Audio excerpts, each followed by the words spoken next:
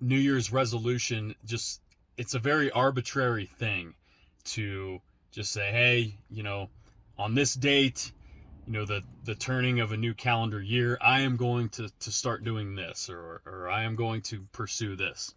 And the first question to ask yourself is, why haven't you done so already? And it could be a new thing to where it's something that you've recently learned about that maybe wasn't on your radar before. But more often than not, it's something that you have wanted to do, but for whatever reason you have not done so. And so it's asking yourself why. Why have I not done this to this point in my life? And what is it about right now that I can turn the tables on that and that I can actually actively pursue that goal? Um, what ammunition do I have at hand now that is going to change my course of actions? And I think if it's a shallow rooted goal, or just, for the sake of saying, hey, here's my resolution, then more often than not, it will fail. I think that it has to be so uh, ingrained in you, boiling over, that fire inside that is just no longer sustainable, that you have to let it out. It has to be to a point of almost obsession, I think, for you to make a complete lifestyle change when it comes to goals. And so for those who, if it is a more shallow goal or you're not absolutely ready to do that, then honest advice is go home. Go back home and let whatever that thing is, let it irk you more, let it eat away at you a little bit more every day for however long that may be, maybe a couple more years, until it is at that point of intensity to where you're no longer going to keep going about your business the way that you have been without making that change. And when that happens, then you don't need a date. You don't need the changing of the calendar year. You're going to get after it right then and there. When it has become that intense, that you're no longer okay with not doing something in your life, with not having something in your life, then you're going to do something right then and there. Whether it's you're right then and there, you sign up for a class, right then and there, you throw on your shoes and go out for a run, you drop down, you start doing some push-ups, whatever it may be. If it's boiling over, if it's that intense, if it's that obsessive, which I think is the level that it needs to be for you to be truly successful at making a huge shift, then it's going to happen.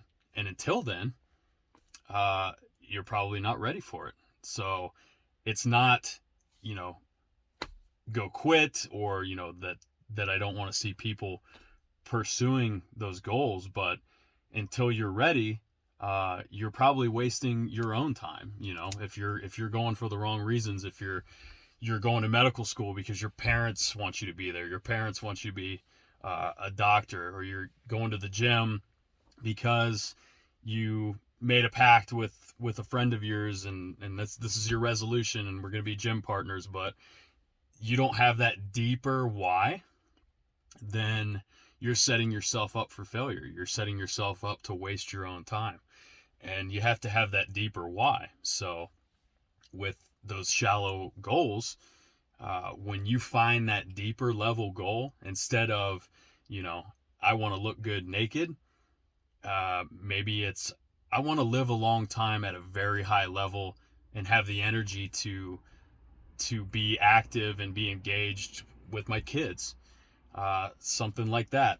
Uh, that's when something like that clicks, and when you truly believe what you're saying, uh, that's when real change will happen. So that's why I'm not a fan of the resolution. I think it's just an arbitrary thing, and there are a lot of factors at play there. It's, why haven't you been doing it already? What's the difference now? And I think it's really until that sheer intensity almost overtakes you to where it's obsessive, to where you're just no longer gonna live with yourself without going to do something. Then you're not ready. You're not ready for that goal. So, and I like to see when people get to that point. When you see people that are dedicated to that level, that are disciplined on that level, whatever it may be in their life, it's a really cool thing to see.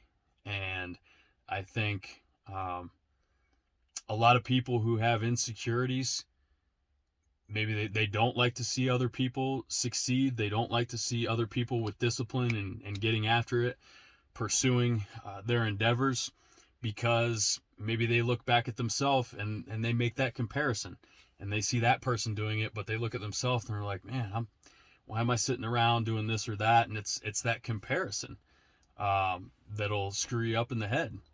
And it's not something you need to be doing, comparing yourself to anyone else, because at the end of the day, you're the only one that can change your situation.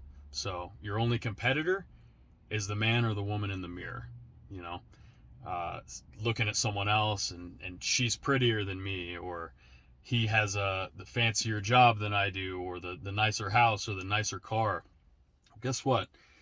When it's all said and done, none of that stuff's coming with you. Okay? Your house, your car, what's in your bank account, your 401k, none of it's coming with you. So if it's a goal of yours to invest in yourself. Invest in your mind and in your body, because that's the best investment of time or money that you can put forth.